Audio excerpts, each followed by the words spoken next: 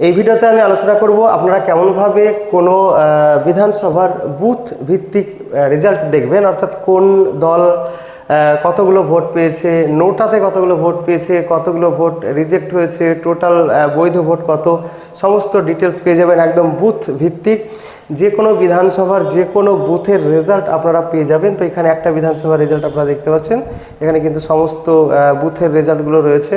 তো এখানে কী কী আপনারা দেখতে পাবেন দেখুন, এখানে রয়েছে যে serial number of polling station, অর্থাৎ পোলিং স্টেশন নম্বর। তারপরে এখানে বিভিন্ন প্রার্থী যারা ভোটে দাঁড়িয়েছিল তাদের নামগুলো এখানে দেখতে পাচ্ছেন পরপর দেওয়া রয়েছে। তারপরে এখানে রয়েছে যে টোটাল অফ ভ্যালিড ভোটস, কতগুলো ভ্যালিড ভোট রয়েছে। তারপর এখানে রয়েছে যে নাম্বার অফ রিজেক্টেড ভোটস, আর এখানে রয়েছে নোটাতে কতগুলো ভোট রয়েছে সেটাও কিন্তু রয়েছে। এবার টোটাল কতগুলো ভোট হচ্ছে নোটা সহ সেটা এখানে দেখা রয়েছে।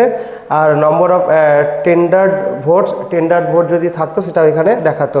তো এইটা কিভাবে আপনারা পাবেন, কোথায় পাবেন? আপনারা পেয়ে যাবেন যে কোনো বুথের যে কোনো বিধানসভার। তো এর জন্য আপনাদের যেটা করতে হবে, আপনাদের সিস্টেমে অর্থাৎ মোবাইলেও করতে পারবেন, আপনারা কম্পিউটারেও করতে পারবেন। তো সেখানে গুগলে গিয়ে আপনারা সার্চ করবেন সিইওডব্লিউবি টাইপ করবেন, তারপরে সার্চ করবেন। সেখানে সার্চ করার পরে আপনারা প্রথমেই পেয়ে যাবেন একটা অপশান। তো এটা নির্ভর করবে আপনাদের ইন্টারনেটের স্পিডের ওপরে। তো এই মুহূর্তে নেট স্লো চলছে।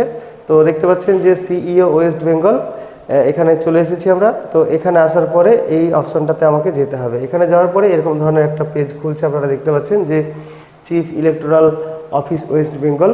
তো এটা আপনারা মোবাইলে যদি করেন তাহলে এই যে অপশানগুলো রয়েছে এই অপশানগুলো আপনারা নিচে পেয়ে যাবেন।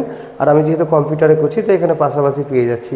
তো এখানে আপনারা একটা অপশান দেখতে পাচ্ছেন যে অ্যাসেম্বলি জেনারেল ইলেকশন 2026। তো এই অপশানটায় আমাকে টাচ করতে হবে, এখানে যেতে হবে। এখানে যাওয়ার পরে এবারে দেখতে পাচ্ছেন যে general election to the legislative assembly of West Bengal 2026 এখানে চলে এসেছে। এইবার এইখানে আপনারা পেয়ে যাবেন ফর্ম 20। এই যে ফর্ম 20 নামক যে অপশানটা রয়েছে এই অপশানে আপনাকে যেতে হবে।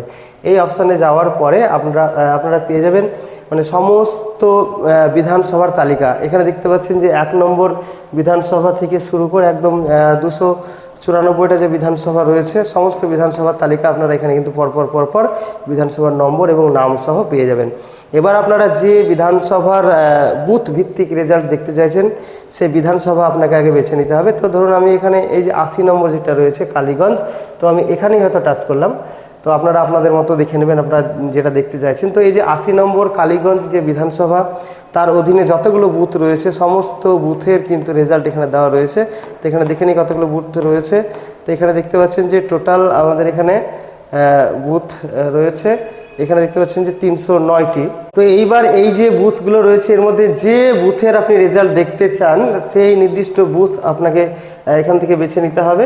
তো এখানে বাম দিকে আপনারা পেয়ে যাবেন বুথ নম্বর রয়েছে, তারপরে কে ভোটে দাঁড়িয়েছিল তাদের নামগুলো এখানে পরপর সব রয়েছে, কে কতগুলো ভোট পেয়েছে। ধরুন এই যে 104 নম্বর এই বুথটার কথাই যদি আমি বলি, তো 104 নম্বর যে বুথ রয়েছে এখানে দেখতে পাচ্ছেন। তো এখানে কে কতগুলো ভোট পেয়েছে এই যে এখানে পরপর দেওয়া রয়েছে, এখানে সমস্ত এগুলো দেওয়া রয়েছে।